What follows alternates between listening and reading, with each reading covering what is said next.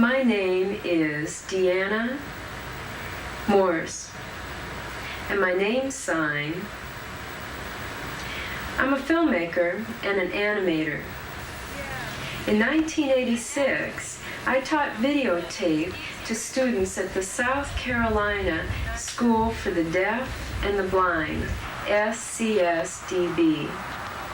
I trained and worked with a team of students, and we shot videotape all around the school. My team was Louis Broughton, Donna Landreth, Fred Killey, Sonny Maddox, Charlie Brown, Ron Riddle, Kim Wise, Angela McCullough, and Michael Bowen. We called ourselves the Video Group.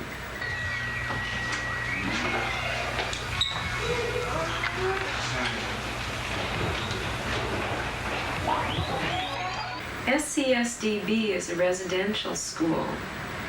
The kids stay in their dorms 4 nights a week and go to their homes on the weekend.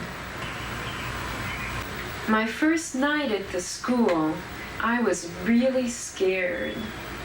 I wasn't used to the sounds. I had a hard time understanding people, and I worried about my signing ability. In my dorm room, I tried to relax. I took my camera and made these photographs.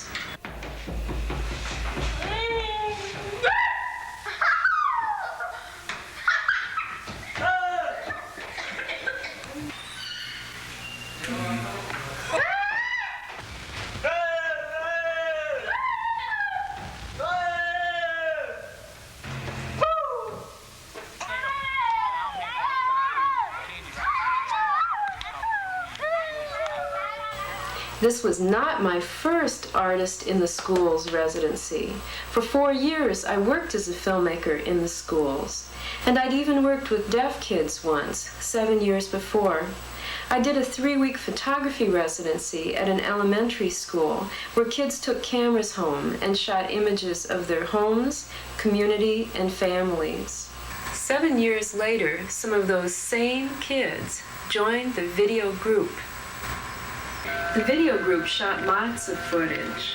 We documented activities around the school. We did interviews. We taped younger kids playing a pantomime game.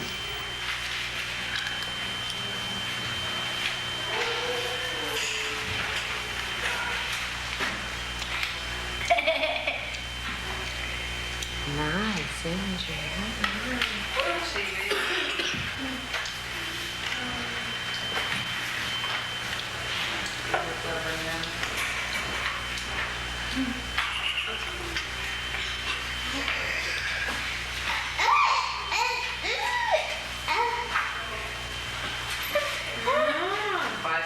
A few kids scripted and directed their own video stories.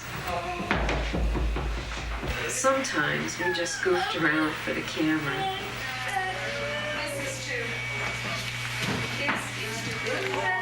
The kids were good at pantomime games, better than hearing kids usually are. This is probably because much of sign language is based on expression and pantomime. Sometimes you can figure out what a person is talking about, even if you don't know sign language.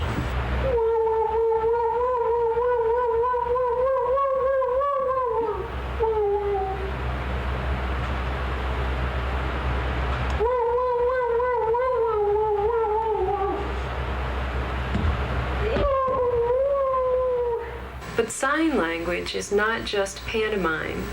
It's a complex and learned language. Watch these 2 boys talk. Perhaps you can see these words, break and time.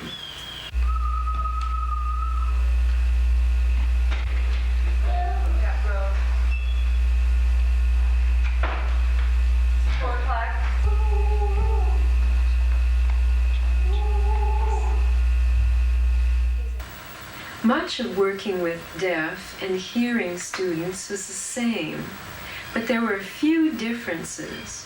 One thing which we debated about a lot in the video group was camera framing. In traditional shooting, you have a close-up where you show a person's face. But if you do that in sign language, you cut the words. Another difference was their approach to storytelling. The video group surprised me by using advanced techniques like subjective camera, where the camera becomes the eyes of the talent.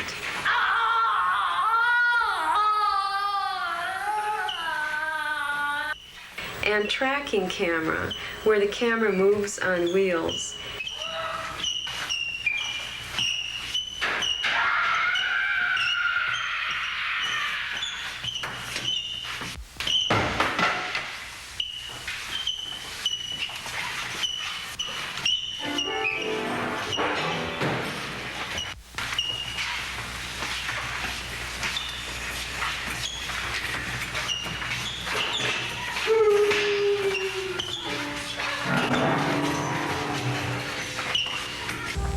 And narrative intercutting, where you cut back and forth between two parallel streams of action.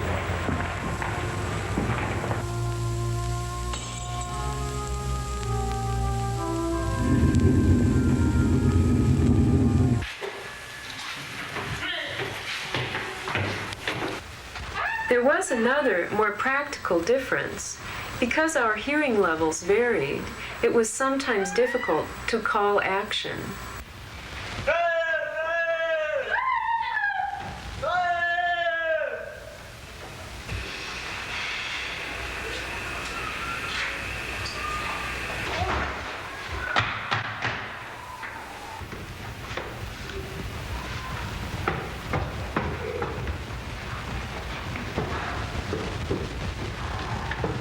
One thing that was the same with hearing and deaf students is that they are all students of television. They wanted to make TV shows from their own perspective, and they did. The last night, we went to the dorms and showed the videotapes in the TV lounges, where the students usually would watch The Love Boat, Chips. We felt so powerful to see our videos on the same TVs. And all the people were signing. We saw our friends, our community, our school. And the monster dramas were so scary. A little girl covered her eyes.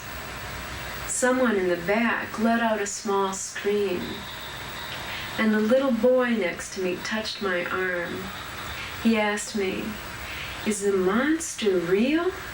"No," I said, "not real, fake." "Will the monster come back again?" he asked. "Yes," I said. "Okay?"